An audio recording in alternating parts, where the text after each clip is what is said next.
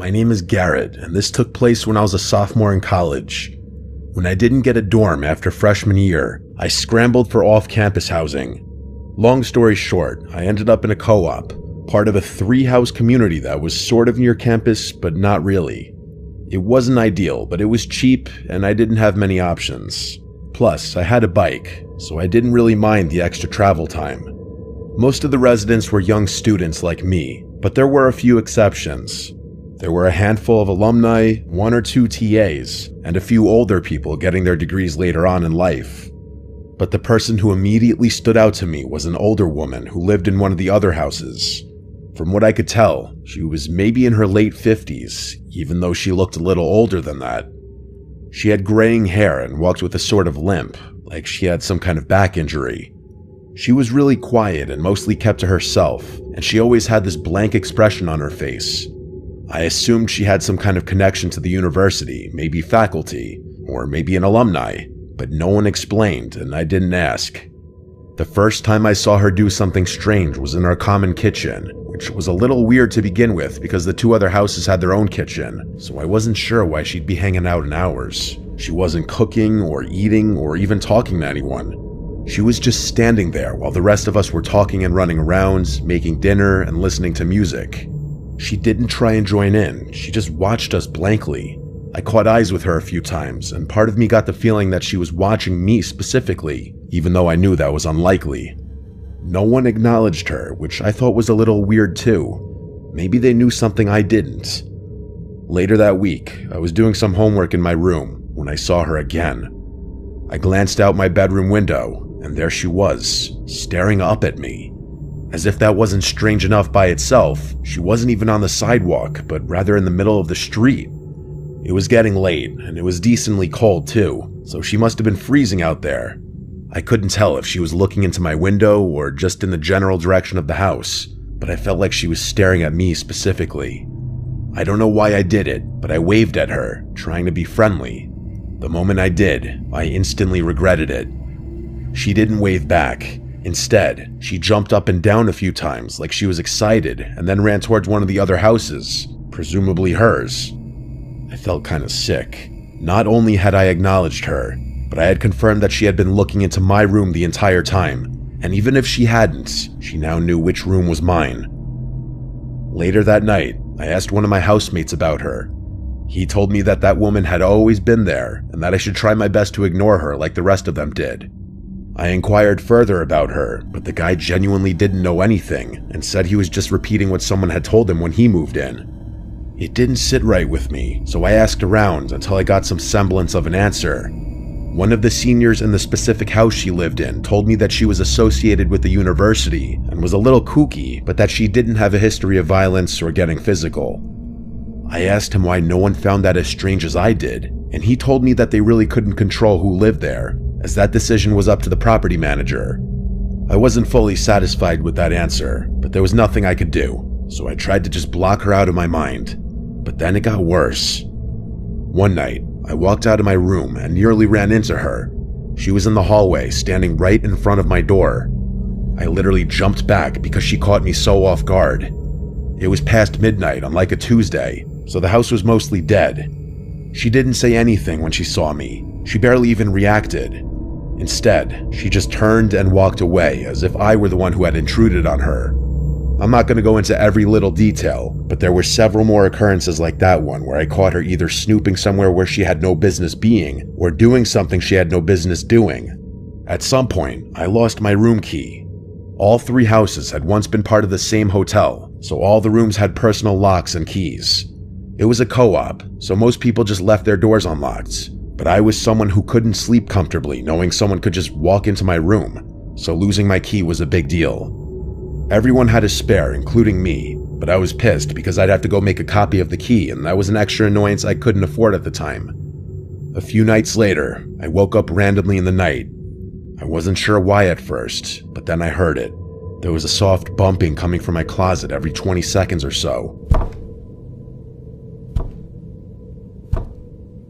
It sounded like something shifting behind the door, like something was moving inside of my closet.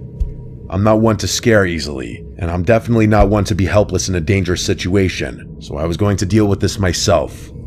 I quietly got out of bed and took a deep breath. I slowly walked over to the closet, trying to keep my breathing under control. My heart was racing. In one fluid motion, I ripped the closet door open and screamed like a crazy person. Just as I expected, the woman was in there. She had one of my ties wrapped around her neck, and her eyes were wide open. She was holding a kitchen knife with her other hand. My scream must have startled her, because before I could react, she lunged at me with the knife outstretched. I screamed again, only this one wasn't pretend. It was a scream of pure fear.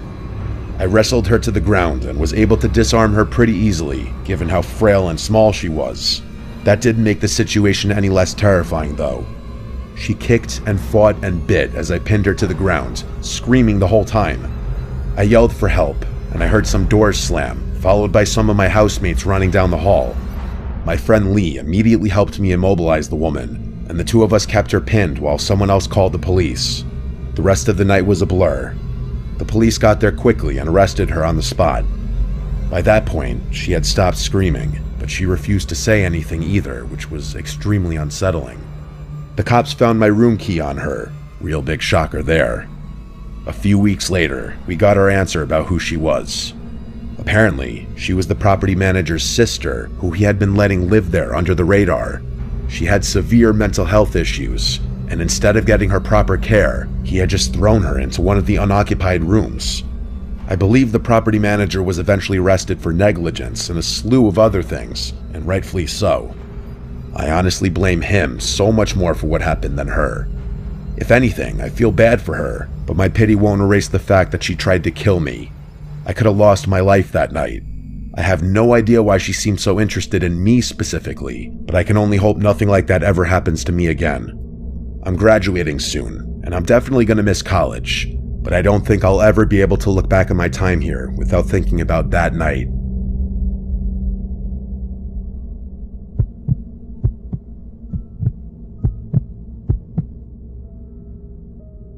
This isn't really my story, but I essentially watched the whole thing happen, so I'm telling it anyway. I've lived in a modest 2-story home with my husband Benjamin for the better part of 20 years now. All of our kids are out living their own lives, and I couldn't be prouder. What I'm about to tell you happened last year.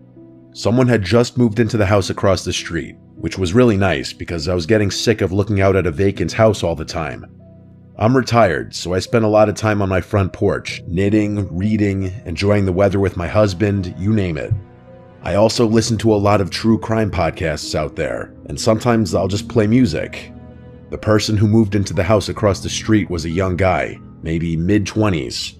He drove an expensive-looking BMW and always dressed in flashy clothing, so I figured he was either well off or seriously pretending.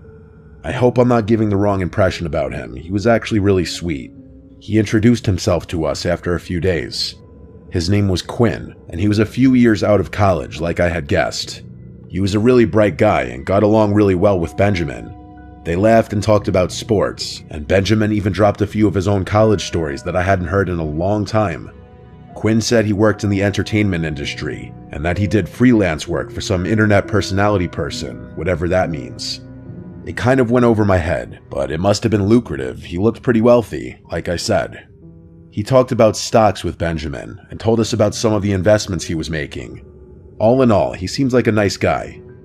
Things were normal for a few months. Like I said, I spent a lot of time on my porch, so Quinn would often wave to me when leaving his house, and I always waved back. I can't remember exactly when, but I started noticing the same girl going over to Quinn's house every so often. She drove a little white convertible and she was pretty, young, blonde, the type of girl you'd expect a guy like him to date. To be frank, she dressed a bit scandalously, which I didn't fully appreciate. I figured she was his girlfriend, maybe checking on the house while he was out. She had her own house key, so it made sense. It became a regular thing. Once, maybe twice a week, I'd see that car roll up while Quinn was gone. She'd go inside, stay for a while, then leave. I didn't really understand what she was doing, but young people date differently these days, so I kept my thoughts to myself. Then, one evening, I saw them together. Quinn pulled into his driveway with her in the passenger seat. That confirmed it. She was his girlfriend, just as I had assumed. But shortly after that day, things started getting tense. At least, that's what it seemed like. One afternoon, I was out tending to my little garden when I heard shouting from across the street. Quinn and the girl were standing in the driveway yelling at each other. I couldn't catch what they were arguing about, but I didn't need to. She kept throwing her hands in the air, practically spitting her words at him. It looked like she was going to strike him.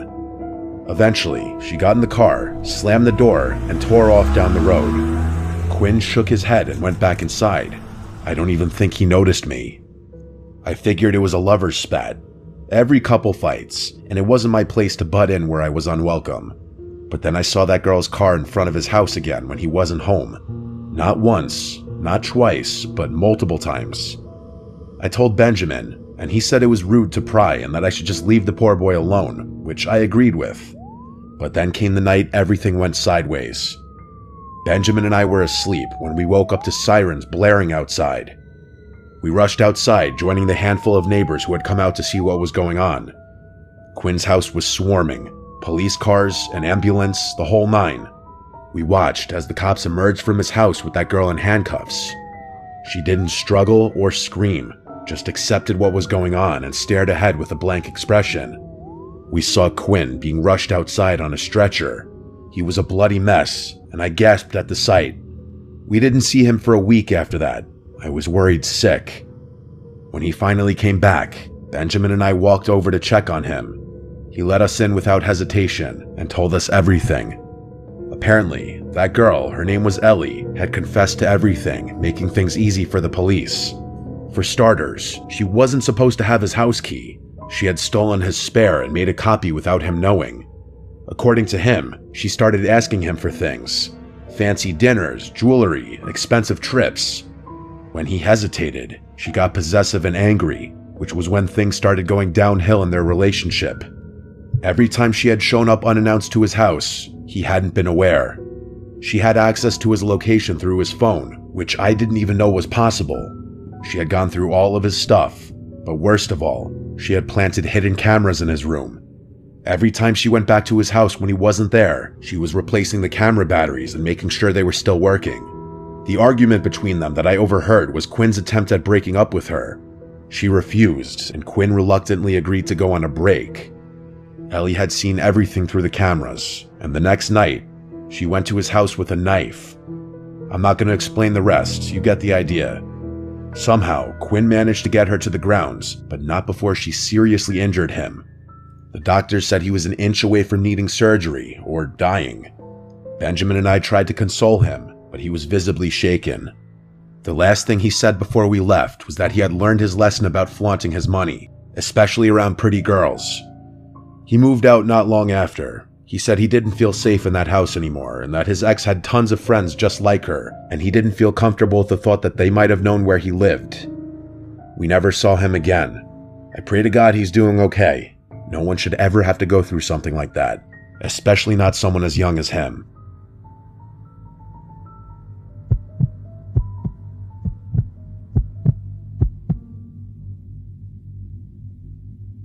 When I moved into my new place, I was just looking for a fresh start.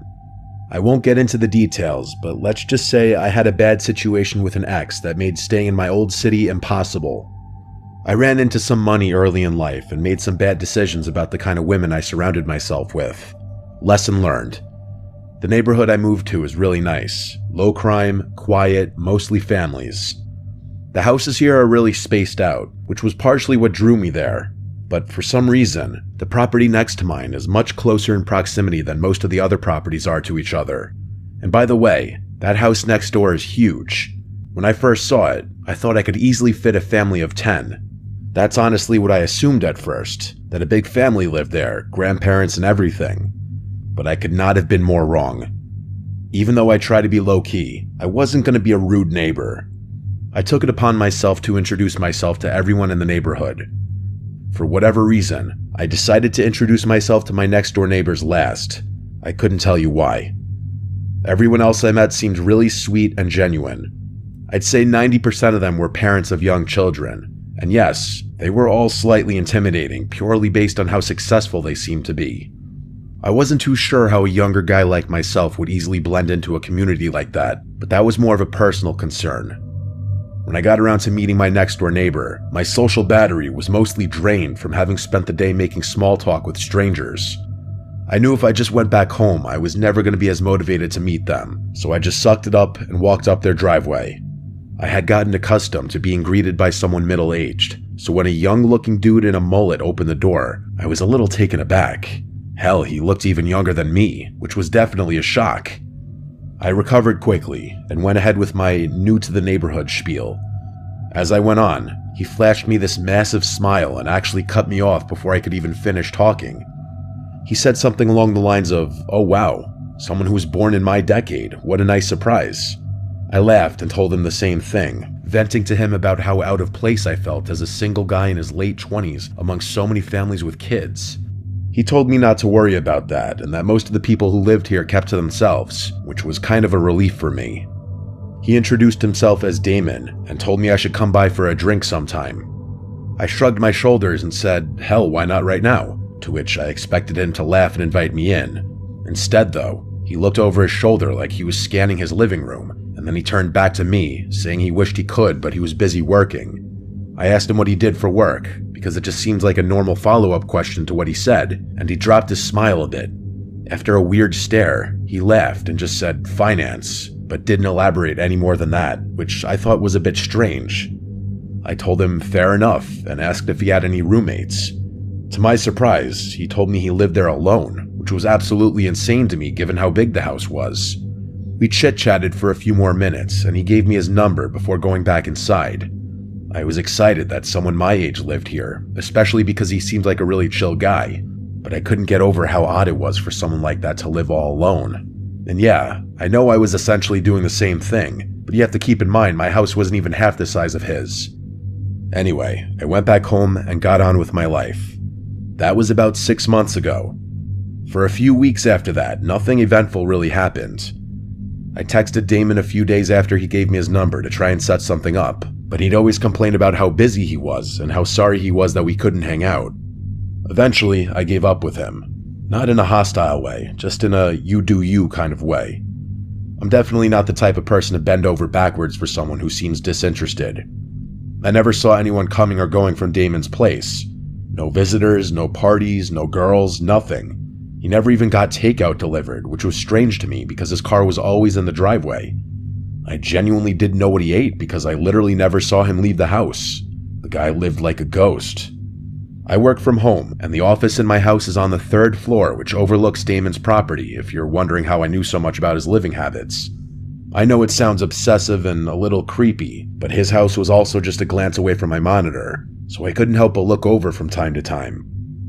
One night, it was a Wednesday night, I remember that distinctly. I woke up around 2 a.m. to the sound of loud music. I sleep with my windows open, so that's probably how I woke up so easily. At first, I thought I was imagining it, or it was part of a really vivid dream I was having, but I was wrong. I got out of bed and peeked out my window, and there they were, 7 or so cars lined up in Damon's driveway. There was no mistaking it, he was having a party. Now, don't get me wrong, I'm not the type to complain about some noise. I've been to my fair share of house parties, but it was the middle of the week, and the volume was insane. I figured I'd just go over, knock, and ask him to turn it down. I threw on a hoodie and walked over. It was a full-blown party, that much was clear from outside. I knocked on the door, but no one answered. I pulled out my phone to text Damon, but I decided against it, knowing he'd probably ignore me and give me some BS excuse the following morning. I knocked on the door again, harder this time. Still nothing. I reached for the handle, half expecting it to be locked, but to my surprise, the door swung open. Inside, the first thing I saw was a pile of shoes in the foyer, at least 10 pairs, but there was something off. There was literally no one in there. I moved further in, expecting to see people in the living room, maybe the kitchen, but it was completely empty. There weren't even any drinks left out. I could hear people over the music that was playing in the background though, which I didn't understand. But then I really listened to it, and everything hit me all at once. It wasn't even music, really. It was a recording, a literal recording of people laughing, yelling, clinking glasses. The whole party was fake, all of it. But that didn't make sense to me. It still didn't explain the shoes or the cars. There were people in that house, that much was certain. I should have turned around right then, but I needed to know what was going on. I moved discreetly around the house until I saw a door that was slightly ajar. I gently pushed it open and it led down to the basement. I'm not sure how I knew, but something told me what I was looking for was downstairs. It was dark down those stairs, with the exception of a very faint light coming from somewhere I couldn't see. There was no reason to go down there, I knew that, but I did it anyway. I got to the bottom of the stairs and looked around. The light was coming from another door somewhere deeper in the basement. I crept towards it, and as I got closer, I started to pick up on another noise I hadn't been able to hear earlier over the music. It sounded almost mechanical. It was this heavy, rhythmic grinding, like heavy machinery or a buzzsaw or something. I got a little closer, close enough to see through the crack. There were 3 people standing in there, looking across the room at something that was out of view. They were all older-looking guys, significantly older than Damon. They were wearing heavy-duty work clothes and had on these protective goggles and thick rubber gloves. I also realized they were wearing what looked like work boots, even though I had seen all those other shoes upstairs. Under different circumstances, I would have assumed that they were construction workers. I really wanted to see what they were looking at, but it was too far out of view. After a few seconds of me just standing there, I started to pick up on this awful bleach smell, or some kind of cleaning solution. That's what did it for me. I started to feel this awful pit in my stomach, like my life was in danger. I can't explain it. I turned to leave, trying to be as quiet as possible. As I was finding my way back to the stairs, the light from behind me suddenly dimmed, like someone had shut the door behind me. I didn't actually hear the door over the music, but I felt it. I sprinted up the stairs as fast as I could. I ran through the house and burst out the front door. I didn't run directly to my house. I jumped my own fence and made it to the backyard. I slipped in through my side door, locking it behind me. My chest was pounding, but under no circumstances could I let Damon or any of those other guys know it was me who had been snooping around. I gathered myself and went up to my office, making sure all the lights up there were off. I crouched down below the window and peeked over at Damon's house. There was no one there. But then, a few minutes later, the front door flew open and like 8 guys poured out, scanning the yard, the driveway, the street, but Damon wasn't with them. I could tell because everyone looked older, like those first guys I had seen. A few of them looked like they were arguing about something, but I couldn't make out what they were saying. One of the men actually shoved one of the other ones, and I thought they were about to start fighting in the street, but they didn't. Eventually, they all went back inside, and the music stopped soon after that. I stood at the window, trying to make sense of what had just happened. I thought about calling the cops, but what would I even say? The music wasn't playing anymore, and there was no real crime I could actually report. The thing I couldn't understand was how none of my other neighbors had a problem with the loud music, especially since most of them had children. I figured if they hadn't been able to hear it and I called the police, Damon would know it was me. And the shoes, I had no idea what that was about either. The people I had seen were all wearing boots. So did they bring extra pairs of shoes just to leave in the foyer? I had too many questions and I didn't know what to do, so I just went to bed. The next morning, I woke up and looked out my bedroom window. Every single car was gone, including Damon's. I went upstairs to try and get some work done, but I couldn't concentrate and found myself looking over at Damon's house every 5 seconds. After a few hours of his car not being there, I decided to go for a walk, partly to clear my head, but mostly to take some low-key glances through his windows. Nothing, though. Days passed and Damon still didn't return, or his car didn't at least. I was baffled with every passing day. I still couldn't figure out how my other neighbors had been able to sleep through all the noises that night, so I just straight up asked them. I went to a few houses and asked them if they had heard the party he had a few nights ago. No one knew what I was talking about, even after I told them which house it was coming from and how late it was. I thought I was going crazy. That was a few months ago now. The crazy thing is Damon still hasn't returned, and it's clear no one is maintaining his house, as the grass is starting to get really long, and there's an untouched pile of packages leaning against his front door. I don't know what to make of this. It could be nothing, but I feel like no one would go to such lengths to disguise what they were doing with a fake party, unless it was something illegal. But would people going to such lengths really forget something as important as locking the front door? Maybe that's what those guys had been arguing about. I really have no idea, and the fact that none of my other neighbors seemed bothered by it makes me think I'm involved in some huge conspiracy or something. I know I'm just being paranoid, but I just have so many unanswered questions. When Damon returns, if he ever does, I'm debating whether or not I should just go and straight up ask him,